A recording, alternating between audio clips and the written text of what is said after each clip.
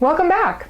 Hopefully you've taken the time to complete the calls to action in video number 2, and you've gotten your booking commercial created, scripted, practiced, and ready to go. We're going to talk about the end of your party on this video and how you successfully transition your host and your guests into the shopping portion of your party. The steps you take here will influence more than just sales. They also determine how many bookings you might walk away with, as well as how well you sponsor during your parties. Let's go over what you'll need to know in order to not only create a great shopping environment for your guests, but also how you use this time to secure future bookings and determine who's interested in learning more about your opportunity. You can download the guest care card and the wish list on the consultant portion of the Simply Aroma website. And you're going to need to make several copies of those before you step into your very first party. I'll be teaching you more about how to specifically use these tools during your party in a later video. For now, you just want to make sure that you're handing them out and that you're getting your guests to fill them out during your party. I want to talk briefly about each one of these. Let's begin with the wish list. You're going to want to encourage your guests to fill up their wish list with all of their favorite items as you go through your presentation. That way, when you sit down with them at the end of the evening, you'll have a list of the things that they like so that you can help them fill out their order and suggest that they book a party so that they might earn more of those items on their list for free and save some money. The guest care card is designed not only to find out if someone's interested in booking a party and learning more about your opportunity, but also to gauge their interest level in these two things using a scale of 1 to 10, as well as gathering referrals of others that they might know who would be interested in learning more about your opportunity. Make sure that you use the information that you gain from these two forms during the shopping experience to start a conversation around possibly booking a party or learning more about your opportunity. Now, I'm a big believer in setting up your host right at the beginning of that shopping experience so that she does not inadvertently sabotage your party by redirecting the energy like, come upstairs and see my new bathroom, or hey, look at the 200-page photo album of my daughter's wedding.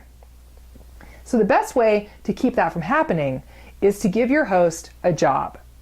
She can help you tidy up, she can serve food, or this could also be as simple as giving her the job by making a public announcement of filling out her wish list.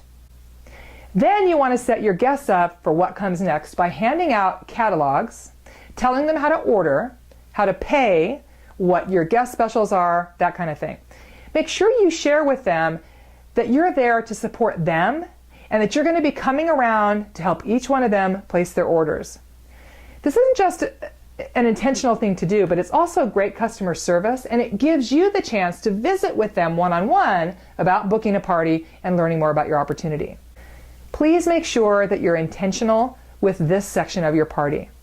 The more specific you are with the instructions about what's going to happen during this shopping portion of your party, the more results you're going to find you get from it. Again, it's a good idea to script this section out so you have an idea of what you're going to say before you step in front of a group of people. You're also going to need to make sure that you know how to fill out a guest order, how to calculate shipping and tax, and all of the logistic information that you're going to need to know before you do your first party. Always check with your sponsor first, and also in the consultant area of the Simply Aroma website to find this information, and please do make sure that you take the time to learn it and review it very soon. Let's talk about setting up your new host at the end of your party so that their parties are successful as well. It's really important to make sure anyone who books from you that you start to develop a partnership with those brand new hosts from the moment that they say yes. Now, we're going to cover the specifics of host coaching in a later video, but for now, you need to know how to set those people up before they walk out the door that night. So I'd like to teach you a simple 3-requirement system for success here. Requirement number 1, set a party date within 30 days if at all possible. And get that down. This is important because that's going to severely reduce the number of cancellations that you experience. A 30-day or less time period keeps that person focused on the party and keeps their motivation and their enthusiasm high. If you let them book 2 or 3 months out, chances are a lot greater that they're going to cancel when you pop back up in their lives after such a long absence. Now, a word here about getting that booking on the calendar. You want to make sure you do this before she walks out the door. And I know I talked about this, but no matter what you have to do not let her walk out without booking her date with you. Why? Because if she doesn't book, you're chasing her down, you're leaving her messages, and you're possibly losing that booking because you never connect with her. Once you get her party on your calendar, as I said in one of the previous videos, if she wants to cancel or reschedule, she has to call you. It's a huge shift. Requirement number 2, assign the task of completing the guest list. There are 2 things I want you to think about around this. First, if you don't send the invitations yourself, you really have no way of knowing when or even if they actually go out. That's a lack of control that can doom the party to cancellation, or at the very least, horribly low attendance. If people don't get an invitation in the mail, how are they supposed to plan on attending? Second, and more importantly, one of the tasks that the hosts dislike the most is taking the time to create a guest list. So think about who to invite and to look up their addresses. Once that's done, that host is much more likely to actually hold the party. Plus, if she does get cold feet and decide to cancel when you call her 10 days before the party to confirm, you have a virtual insurance policy against that happening in the form of the guest list. You simply tell her, "I'm so sorry, I just mailed your invitations," and then make sure you get them in the mail that day. Now, she has 2 choices. She can either call everyone to reschedule, or she can call everyone to confirm. Either way, she's making those phone calls. Now, what I found is most hosts are going to go ahead and hold that party at that point.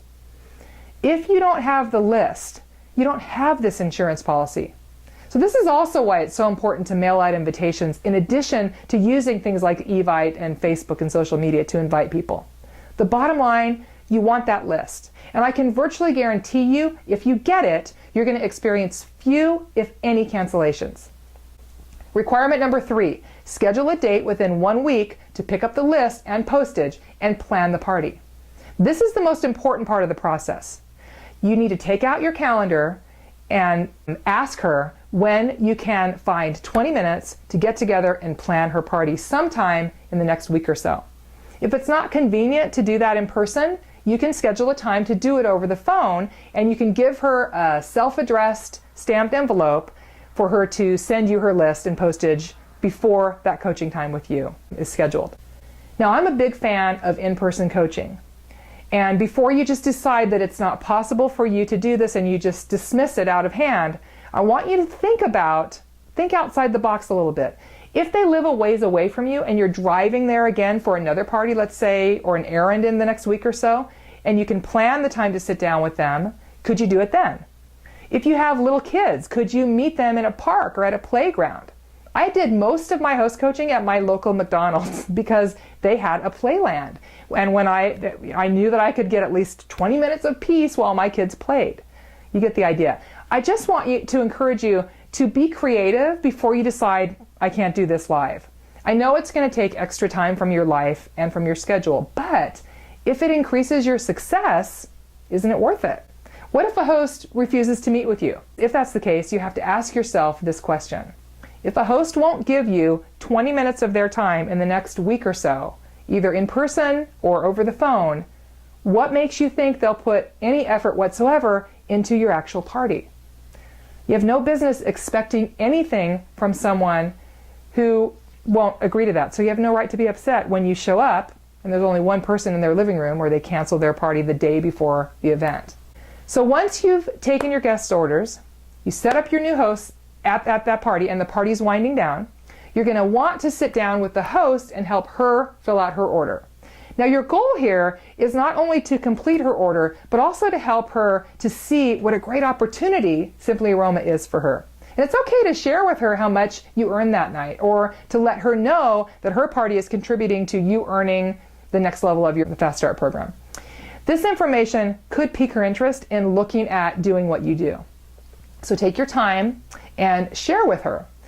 Now, if she expresses an interest, remember to get her in touch with your sponsor as soon as possible. Make sure that you refer back to your sponsor and to the consultant area of the website so that you're really clear about how to fill out the host order form and all the specifics of your host plan. It's fine to take some notes and actually use those as you're filling out your orders so that you aren't going to forget anything. It's kind of important. So that wraps up the information for video number 3. Let's go over your calls to action for this training. Number 1, I want you to script out your language for the end of your party. Number 2, script out your language for setting up your new hosts for success. And number 3, review the ordering process on your website and make sure that you're really clear about exactly how to fill out a guest and a host order form. Next time, on our 4th and final consultant training video, we're going to be covering a few basic office systems that you're going to need to have in place right away as you step into your new business. Make sure you complete the 3 homework assignments from this video before you move on to the 4th and final video. I'll look forward to completing this portion of your training on video number 4. See you soon.